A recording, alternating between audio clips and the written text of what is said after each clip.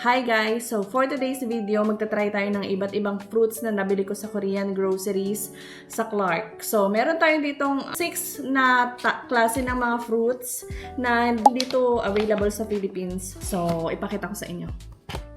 So meron tayo ditong sweet sapphire long black grapes. So nabili ko siya ng 213 pesos ang isang pack. Ang hirap niya buksan. So yan. Ganyan yung itsura niya. Tingnan natin. Magtingin tayo ng isa. Ayan, ganyan. Grapes to na mahaba yung kanyang shape. And then, meron tayo ditong pomegranate. Nakatikim na ako nito sa Taiwan, pero maliit lang. Try natin to kung anong lasa. And then, meron din tayo ditong China peach. So, 162.93 yung 3 pieces niya. Ito naman pomegranate, hindi ko alam kung tama yung pronunciation ko, pero itong pomegranate, I don't know. So, ito ay 225.08 yung 2 pieces.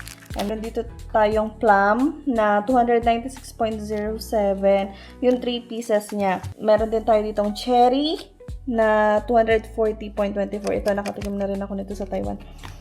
Hindi ko siya masyadong nagustuhan. Tapos, itong green plum, 82.83 yung isang ganyan. So, since mura lang, bumili ako ng dalawa. So, hugasan lang natin tong mga to and itry natin. Yan. So, nahugasan na natin yung mga fruits na nandito. So, una nating itatry ay itong sweet sapphire long black grapes. Grape siya, pero ganito yung itsura niya, oh. Hindi ko alam kung makikita siya pagka i-zoom. Ganyan siya pag maramihan.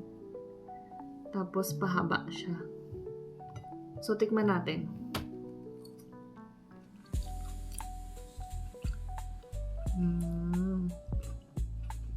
Lasa lang din siyang grapes. Pero parang mas matamis yung grapes na parang mapula-pula. Pero ganun din yung texture niya.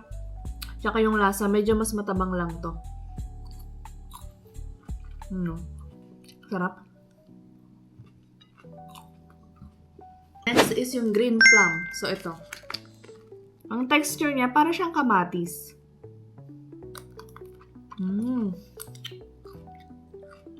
Ayan siya sa loob. Ay, ang pait ng ano niya. Medyo may pait yung balat. Pero alam ko hindi ito binabalatan eh. Kinakain lang siya ng ganito. Yung texture niya din, pag kinagat mo, para rin siya ang kamatis. Pero matabang siya.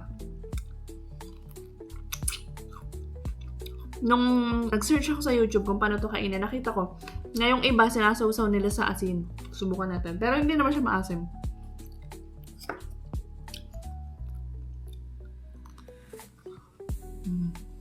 Meron siyang buto sa loob. Ang tawag dito ay plum. Green plum.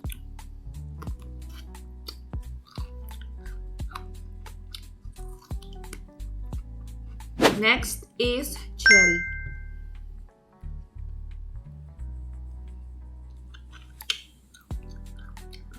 Ito siya sa loob. Okay naman din siya. Hindi siya ganun katamis, hindi siya maasim. Parang matamis na, pero matabang yung pagkatamis niya. Matabang yung kanyang pagkatamis. Ganun yung lasa niya. Next is China peach. Ito yun. 3 pieces for 162. At yung texture niya, para siyang, alam niyo yung dahon ng gabi? Yung parang may mga maliliit siyang balahibo. Ganon yung texture niya. So, hatiin nyo siya hanggang sa maramdaman nyo yung buto sa loob. Ayun yung hangganan ng kutsilyo. Tapos, ipaikot nyo lang. Ito, i-twist natin. Tama ba yung pag-ano ko? Ayan siya sa loob. Tapos, meron siyang buto na ganyan. Ang bango. Peach. China peach to. So, kung meron kayong mga, like, for example, ang bango. Yung mga pabango na peach, yung flavor, ay yung variants niya, kung ano yung amoy nun, ganun na ganun din yung amoy nito. Tikman natin. Wait na yun. Puro matatamis, matabang yung pagkatamis. Ganun yung lasa niya. Matamis, pero hindi siya sobrang tamis. Ibig sabihin, matabang siya, pero nalalasa mo yung tamis niya na matabang. Hindi ko ma-explain. Basta parang matamis siya, tapos nilagyan mo ng tubig. Kaya matabang na yung pagkatamis niya. Sana nagigets niyo, pero hindi ko siya gusto masyado. Parang nakukulangan ako sa tamis niya. Pero mabango siya. Next is itong plum. Ang texture niya ay ganun din. Para rin siyang kamatis yung texture niya. Ang lambot niya na kanina inaalis ko siya dito sa lalagyan. Napadiin lang ako ng konti, lumubog na siya ng ganyan.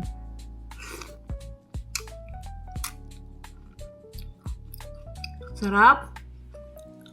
Parang ito yung nagustuhan ko so far. Ayun yung itsura niya, oh.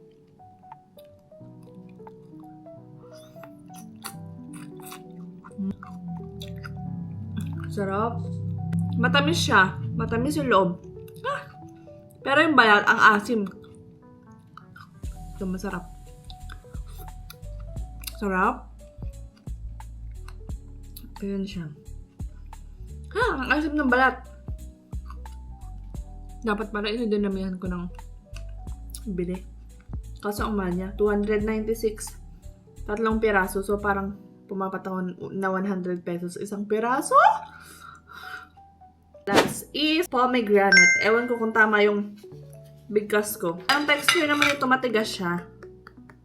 So, sabi, dito daw mag-create ka ng square. Subukan natin. Good luck sa aking knife skills. Wait, ipatong natin. So, square daw, ang tigas. Kailangan mo siyang ikat ng square. So, square na siya dito, diba? Sides ng square, dun ka maghihiwa ng pababa. So, bubuksan na natin siya ng ganyan. Ayan yung itsura niya. Ayan, buto. Ito lang kasing buto yung kinakain dito. Kasi matigas itong nasa gilid niya. So, buto lang talaga. Then, yung buto, alam ko, kakainin mo na siya ng buo. Wala ka nang iluluwa. Ayan siya. Ay. Juicy.